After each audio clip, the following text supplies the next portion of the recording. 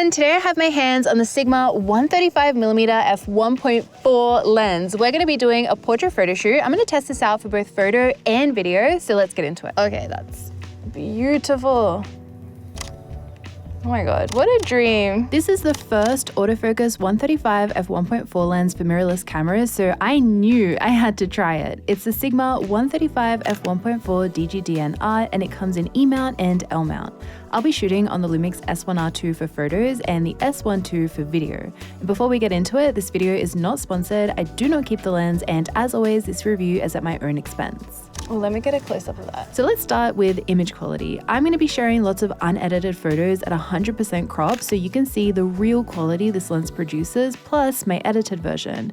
I'm using my earthy preset pack, which I'll leave a link down below if you want to grab it for yourself. I thought it fit this countryside, Cotswold style photo shoot so perfectly. I'm going to shoot from this side because I want to try and get a bit more of your body in the frame. Oh, it's almost full body. Wait, I'll just come a little bit further up.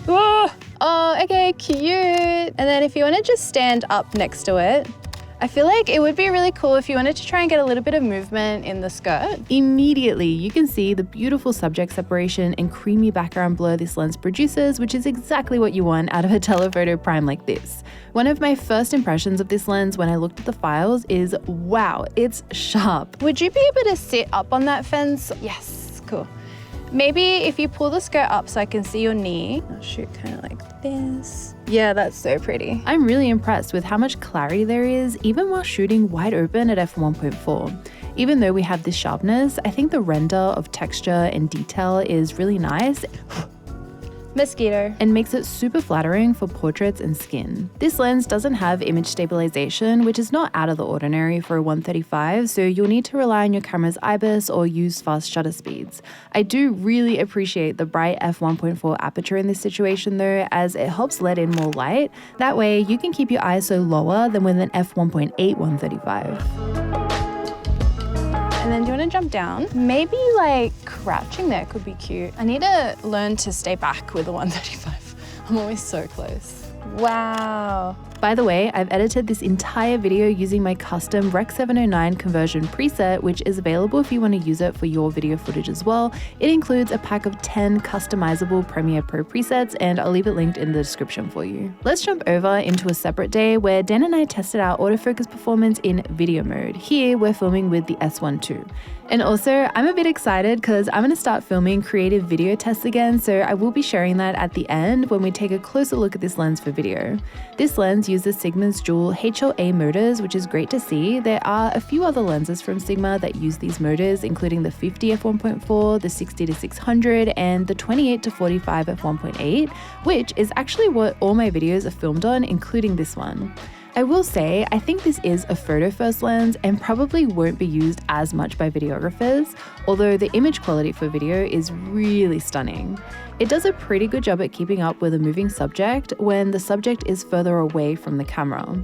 I did notice it struggling quite a lot when I get closer to the camera, so that close focusing is definitely much slower. Although you'll see in the creative filming segment later that when your subject is roughly in the same spot with just micro movements like posing, it handles it just fine. It's more of this sudden backwards and forwards movement. If you could come over here, lean back into the bushes a little. Yeah, that looks so good there. Oh my gosh, so green.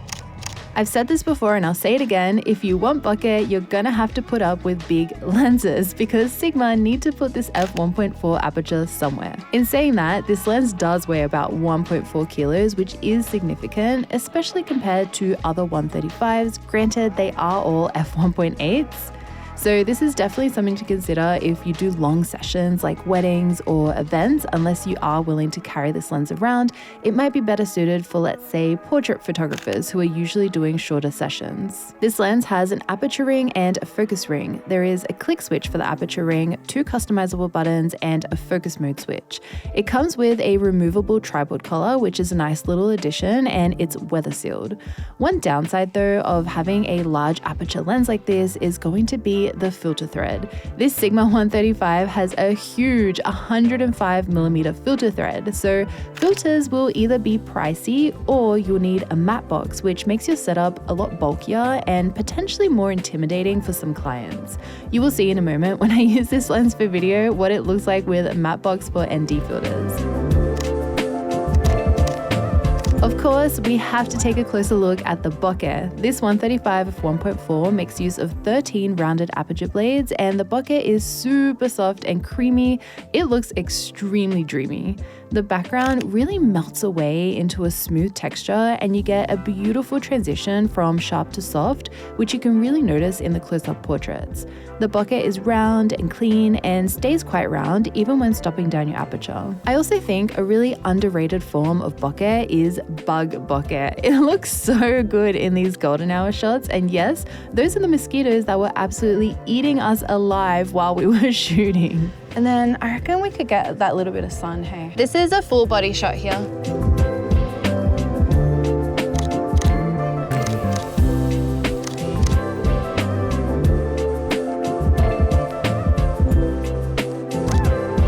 then I'm gonna come in a little bit closer, kind of shoot like a wider frame here.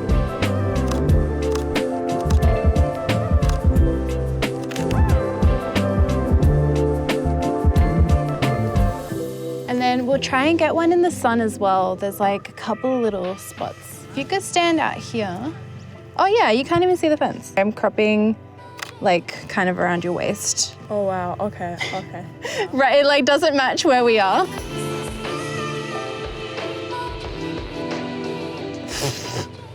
I have a mosquito biting my lip. Okay, this is the dreamiest spot I've ever seen. Wow. Speaking of golden hour, I also want to show you some of the lens flares this lens produces, which I think are absolutely gorgeous. They are super soft and dreamy. There is also a very soft semicircle style flare, which I think looks great.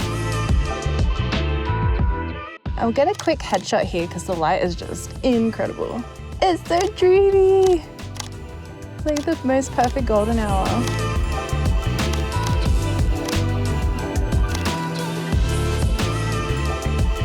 I did notice something interesting, which is this purple lens flare that I've seen before using other lenses on the S1R II. Oh, that's a nice lens flare. At first, I only noticed it with LUMIX lenses, especially the new 100 to 500, which I recently reviewed, but then I saw a similar flare while testing the Sigma 20 to 200, so I'm starting to think it might actually be a mixture of lens flare and how it interacts with the S1R II. I don't have any solid info, it's just a theory, but let me know if you've noticed the same thing. If you come out into the road a little bit more. Whoa, that is so cool there. Stunning. And could you try leaning over your knees as well? Yeah. Beautiful. I'm just going ham on the photos. And can you face with your knees totally that way so we get like some side-on shots? Oh my God, I love that. Anyway, this lens handles flaring pretty well, and the sharpness through some of the more extreme flares is really impressive. It's still razor sharp back there. I noticed a very minimal amount of CA in some of the backlit shots I captured.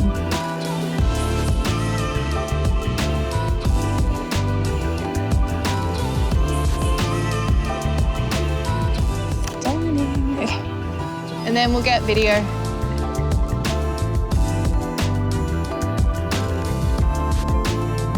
Oh my God, wow, okay. I switched over to the S1II because I want to get some video shots on this Sigma 135. Look at the matte box, that is crazy. We've got a little bit of golden hour left, so we're getting some backlit shots right here and it looks incredibly dreamy. Last but not least, let's take a look at these video samples I filmed on the S1II. Is this a heavy rig to be filming handheld video? Yes, absolutely, but wow, look at those results. And then let me get like a close up here as well. This lens is just as stunning for video as it is for photo. Trying to get some flaring in the frame too. Colors look great straight out of camera with smooth bokeh and excellent sharpness. The S1II is really pulling its weight here with IBIS to help me keep the footage look nice and steady too. A 135 is not the easiest lens to shoot handheld. And then let's run up to the fence as well. Okay, I need to run right back. And I gotta just bump up the ISO. And then if you could like swing your skirt around a little bit too. And then I want to try just one last thing. It's a bit ambitious. I want to get a walking shot with this. We'll try, because it would look cool if we could do it. And I think I have to be on the other side of the road. This is not going to work, but we'll give it a go. So for the walking shot, we'll walk nice and slow because this is very zoomed in, and we'll just go towards Dan. So if you want to like swing your arms around and like look over at the camera and stuff as well. Yeah, it's definitely better if I stand still. I'm gonna do one more tracking shot. I'm gonna follow behind you. So if you look over your shoulder at me.